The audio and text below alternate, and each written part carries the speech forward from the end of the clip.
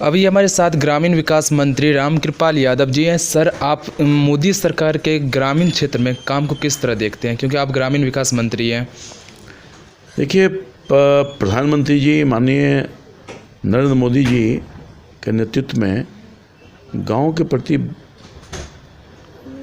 बड़ा रुझान रहा है, क्योंकि देश के आबादी का 60-70% लोग आज भी गांव में रहते हैं, और जब तक गांव का विकास नहीं होगा तो देश का विकास संभव नहीं है। इसलिए प्रधानमंत्री जी ने गांव, गरीब और किसान के लिए बजट में प्रावधान, मोटी राशि का प्रबंध किया और खर्च भी किया। और ख़ास तौर पर ग्रामीण विकास मंत्रालय भारत सरकार की विशेष जिम्मेदारी रही है कि गांव के लोग गांव में रहे, गांव के लोगों की गरीबी से मुक्ति मिले और गांव को एक नया स्वरूप दिया जाए। उसके लिए कई महत्वपूर्ण कार्यक्रम चलाए जा रहे हैं, जिसमें गांव के जो बजट रहा है ग्रामीण विकास मंत्रालय का, वो पहले के अपेक्षा कई गुना अधिक बजट में प्रावधान किया गया। पहले कुल मिलाकर के 58,000 करोड़ रुपये की राशि बजट में उपलब्ध था। अब वो बढ़ा करके पिछले वित्तीय वर्ष तक 1,25,000 करोड़ रुपया कर दिया गया। और मैं समझता हूँ कि बहुत बड़ी अमाउंट है, जिसमें ग्रामीण आवास के लिए, जिसमें ग्रामीण सड़कों के लिए, जिसमें मनरेगा के लिए, कौशल विकास के लिए, ये जो गरीब लोग हैं, वृद्धावस्था पेंशन या विकलांग पेंशन, उसके लिए ये कई 6-7 महत्वपूर्ण कार्यक्रम हैं। ये स्वयं सहायता समूह के माध्यम से आजीविका मिशन के लिए कई महत्वपूर्ण कार्यक्रम चलाए जा रहे हैं, जिसमें पिछले लगभग 4.5 साल के दरमियान महत्वपूर्ण योगदान ग्रामीण विकास मंत्रालय के इन कार्यक्रमों के माध्यम से देश के गांव की आबादी पर पड़ा है। और मैं दावा कर सकता हूं कि विगत पिछले 10 साल की सरकार ने जो काम नहीं किया, हमने अपने 5 साल के दरमियान ही वो काम करने का काम किया। 4-4 गुना, 5-5 गुना अधिक आवास का निर्माण करवाने का काम किया।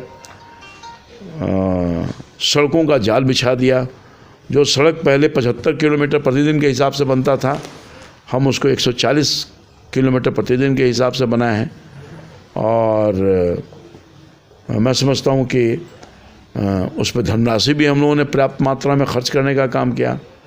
विगत की सरकार, जो कांग्रेस लीड सरकार थी, उनको ग्रामीण परिवेश में रहने वालों के लिए कोई चिंता नहीं थी, मगर हमारे प्रधानमंत्री जी ने विशेष तौर पर चिंता ही जारी नहीं की, कार्यक्रम बनाया और उसको ज़मीन पर उतारने का काम किया। क्या आपको लग रहा है 2019 के लोकसभा चुनाव में इन कामों का फ़ायदा मिलेगा? खूब मिलेगा। अब 2019 तक हम लोगों ने 1 करोड़ गरीबों के लिए मकान बना दिया, 1 करोड़ से ज़्यादा। कुल मिलाकर के शहरी और ग्रामीण में आज के दिन में 1 करोड़ 30 लाख मकान का निर्माण करवाया है। एक बड़ी उपलब्धि है। और 2022 तक हिंदुस्तान का कोई गरीब नहीं रहेगा, प्रधानमंत्री जी ने कहा। जब राष्ट्र का नया निर्माण की ख्वाब देखने का काम किया है, तो 2022 तक हिंदुस्तान का, चाहे वो शहरी गरीब हो या गांव का गरीब हो, कम से कम उसको पक्का का मकान हो जाएगा। हिंदुस्तान की आज़ादी के 70 वर्ष से अधिक हो गए, और आज भी लाखों लोग खुले आकाश में सो रहे हैं, झोंपड़ी में सो रहे हैं, मिट्टी के घर में सो रहे हैं। मिशन मोड के अंतर्गत हम लोगों ने काम करने का काम किया। ये नहीं कि बन रहा है तो बन रहा है। हमने टारगेट फिक्स किया, 2019 तक हम 1 करोड़ लोगों को मकान देंगे। हमने टारगेट फिक्स किया कि 2022 तक सभी गरीबों को मकान देंगे। तो निश्चित तौर पर एक बड़ा ख्वाब जो बरसों से देख रहा था वो गरीब आदमी, उसके सपनों को साकार प्रधानमंत्री जी के नेतृत्व में ग्रामीण विकास मंत्रालय ने पूरा करने का काम किया है। और हम सड़कों का जाल बिछा दिया। पूरे हिंदुस्तान का 2019 तक 2001 के जनगणना के आधार पर जो फर्स्ट फेज़ का काम था, हम सभी बसावटों को जोड़ने का काम करेंगे। मैं समझता हूँ कि 2022 तक, ये 2019 तक मार्च तक हम जितना बसावट है लगभग सबको सड़कों से जोड़ देंगे। जितना बसावट जो जहाँ आज तक गांव के लोग सड़क नहीं देखने का काम किया था, वहाँ सड़क का निर्माण किया है और पूरे तौर पर आगे भी हम करने का काम करेंगे। 2019 तक हर सड़क जुड़ जाएगा, हर बसावट जुड़ जाएगा, हर बसावट सड़क से जुड़ जाएगा। आज जीवन सहज हो जाएगा लोगों को। उसी तरह से गांव के लोगों को मनरेगा के माध्यम से मजदूरी दे करके इंफ्रास्ट्रक्चर का डेवलपमेंट का और पारदर्शिता के साथ हम सीधे अकाउंट में पैसा डाल रहे हैं। जनधन योजना के अंतर्गत जो प्रधानमंत्री जी का जोर था कि हम हर गरीब को अकाउंट खोल दें, बैंकों से जोड़ दें, उसकी आर्थिक संपन्नता बढ़ेगी, मुख्यधारा से जुड़ेगा। आप देखते थे नहीं, दलाल और बिचौलिया के माध्यम से लूट लिए जाते थे गरीबों के पैसे।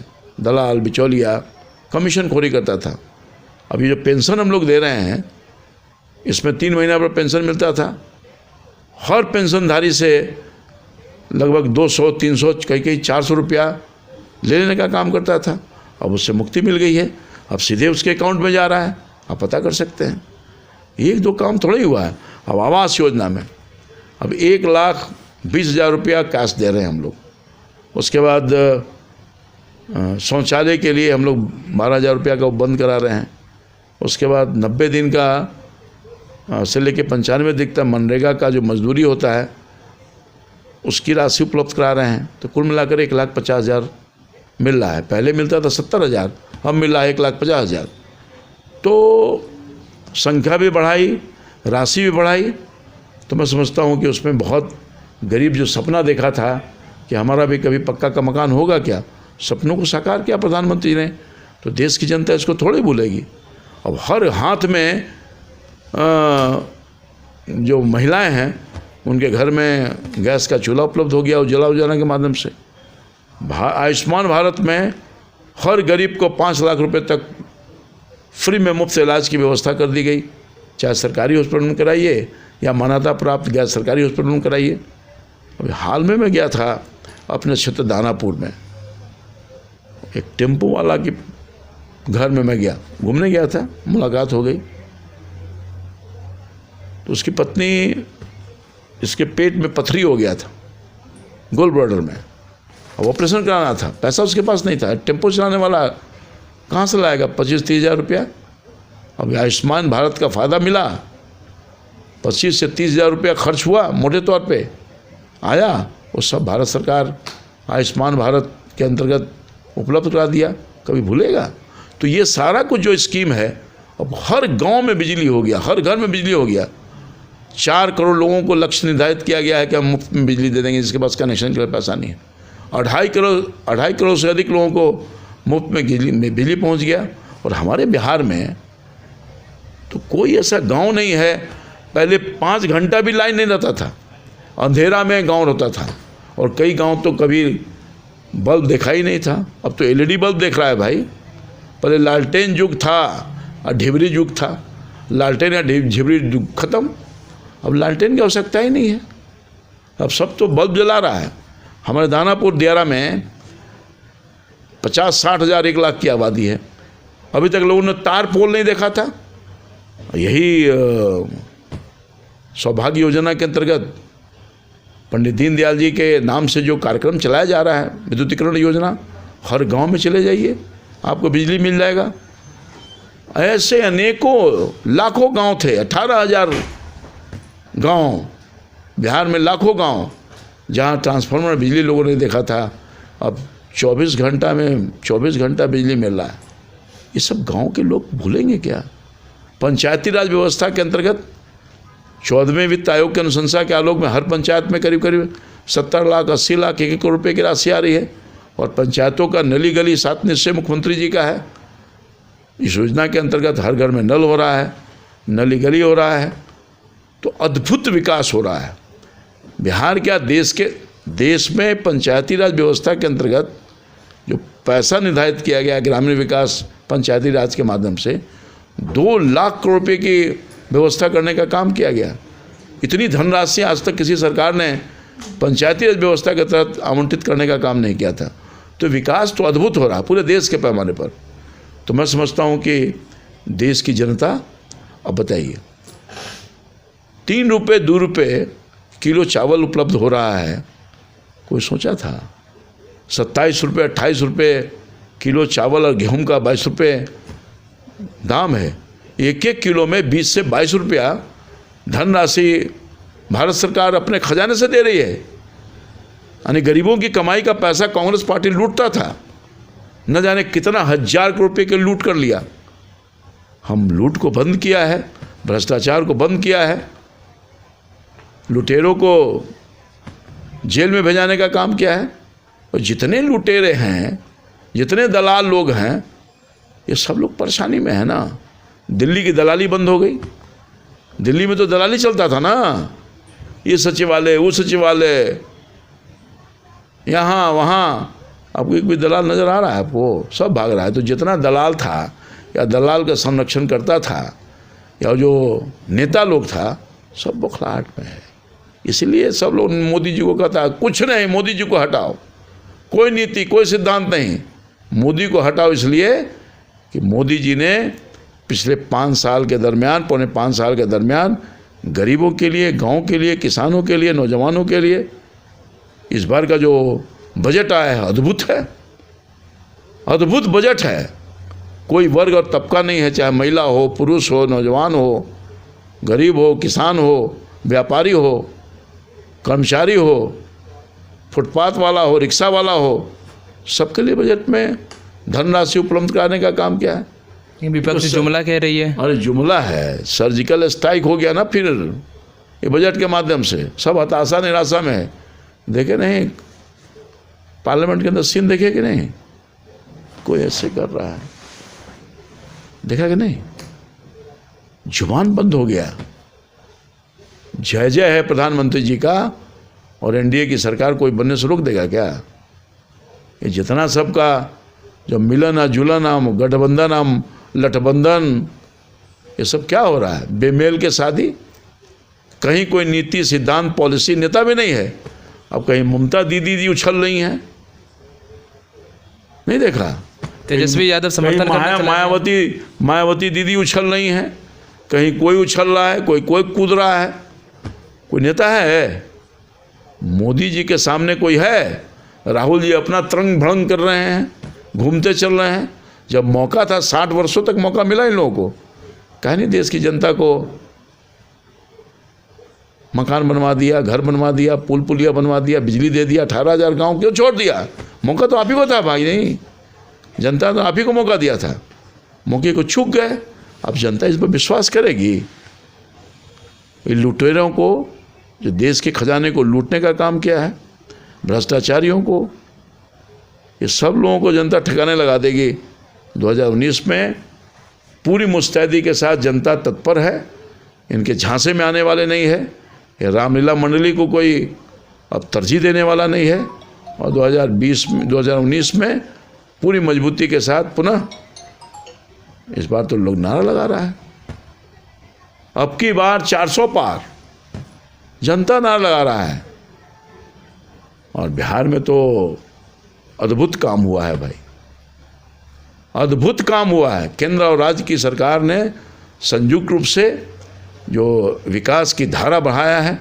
अब देखिए, सड़क, चाहे ग्रामीण सड़क हो या नेशनल हाईवे हो, अब देखो आपको बताया ना कि भाई कितना पुल पुलिया भी आज ही हम लोगों ने इसको पास कर दिया। 337 पुलिया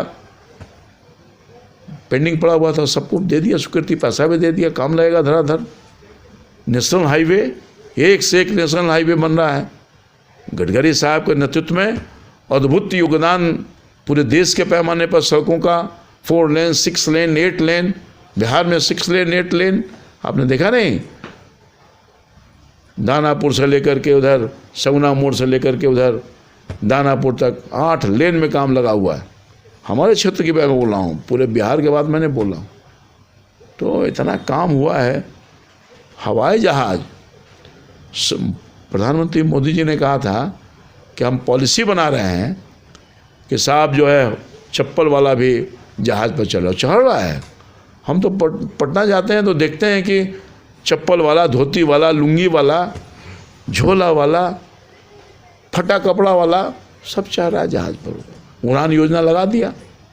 अभी दरभंगा में एक नया एयरपोर्ट प्रारंभ होने वाला है, काम शुरू हो गया है।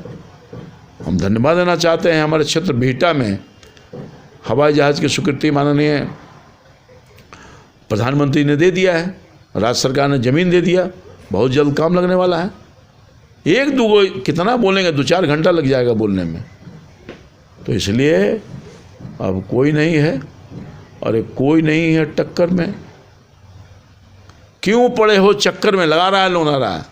ये जो महागठबंधन वाला लोग सब है, बेमेल के शादी वाला, ये सबको वहाँ बिहार की जनता कर रही है। मोदी जी के पक्ष में हवा एकदम तूफान बह रहा है, तूफान चल रहा है। कोई टिकेगा?